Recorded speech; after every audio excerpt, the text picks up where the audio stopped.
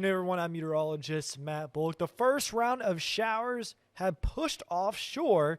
Now we're in that lull period before our second round of showers and storms will arrive this afternoon. But I do have some good news ahead. The Storm Prediction Center has updated their severe weather threat, and they've actually dropped the Grand Strand from a level 2 down to a level 1. So looking at our current Storm Prediction Center severe weather threat for this afternoon, now, areas along I-95 corridor still remain in a level 2 low risk for severe weather. That includes areas like Lake City, Marion, Dillon, Florence, Hartsville, Bennettsville, Laurinburg, Lumberton. But areas along Horry County, Georgetown County, and for most parts of Williamsburg County, including Kingstree, Georgetown, Murrells Inlet, Aner, Conway, Greensea, North Myrtle Beach, Carolina Forest, and Loris, their severe weather threat has dropped to a level 1 risk for severe weather. So, as we look at our radar to see what is going on, you can see things are pretty calm and quiet out there after most of the rain has pushed offshore. And looking where that rain is, still way offshore. We had plenty of lightning, even a little bit of rotation, a little bit that we had way offshore for like water spouts. But you can see where the first round is done.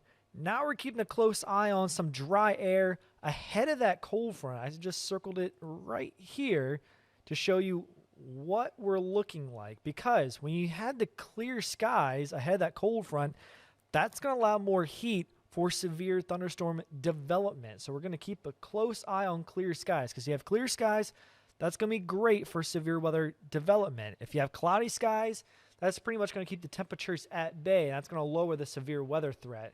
And so, as we zoom in, especially along the Midlands, you start to see some clear skies, especially east of Columbia. We're going to continue to monitor that. Actually, we do have a tower cam. Let me show you what Florence is looking like right now. Still seeing mostly cloudy skies, but they are going to see some peaks of sunshine in the next hour or two. And that's the reason why we have that level 2 risk still in place for areas along that I-95 corridor. But the clouds still sticking around along the Grand Strand, which is great news for us. And so talking about the atmosphere, what we've been seeing, now in the upper levels, we had the strong winds aloft. We had that wind shear. We had the moisture. We just don't have the storm field. Now, even with that warm front lifting northwards, it's brought warmer temperatures. You can see already mid-70s in Florence, 73 in Lake City, still 64 in Bennettsville. You can still see where that warm front is, still lifting northward as it enters Darlington. But you can see 70s in Georgetown, upper 60s here along the Grand Strand, and for many parts of Horry County. And the other thing to talk about is the dew points. So the dew points, that's about how much the temperatures would be at full saturation. So if you have high dew points, that also increases with the storm fuel. So if you have higher dew points, you'll have more storm fuel. You can already see 70-degree dew points in Georgetown, 69 in Murrells Inlet, 63 in Lake City. So temperatures are beginning to warm up. Look at our future radar. We are going to have a brief lull period, as I mentioned, as the first round of showers and storms are over. But as we head to about 2, 3 o'clock, here comes that cold front. That's going to bring scattered showers and storms. Now, we're not expecting widespread severe weather, but you can see 1 or 2 storm cells. You can see they're kind of highlighted in red and pink. That indicates the intensity of those isolated storm cells capable of producing those damaging winds. You can see as we get into about 2 to 6 o'clock, you can still see those scattered showers and thunderstorms from that slow-moving cold front. You can see right now it's from in the Midlands. By 5 o'clock, it just enters the PD.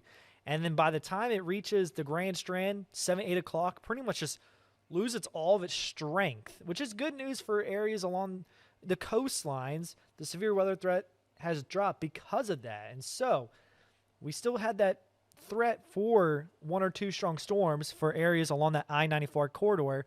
The main threats would be gusty winds up to 40, 50 miles per hour. The tornado threat is very low, but not zero. And so talk about the rain chances here along the Grand Strand and PD. Again, those scattered thunderstorms ranging from 2 to 6 o'clock. After that, rain chances begin to drop once we hit about 10 p.m. And speaking of the rain, it's still going to remain breezy. Even if it doesn't rain, winds will continue to be breezy, gusting between 30 to 40 miles per hour. So We do have some news also. The game for Coastal as they take on Michigan for Game 2. That game is supposed to be at 2 o'clock, but because of the rain threat, they have moved that to 6 o'clock. We'll still have that threat for those scattered thunderstorms around 6, but then as the evening rolls on, those rain chances will begin to drop down.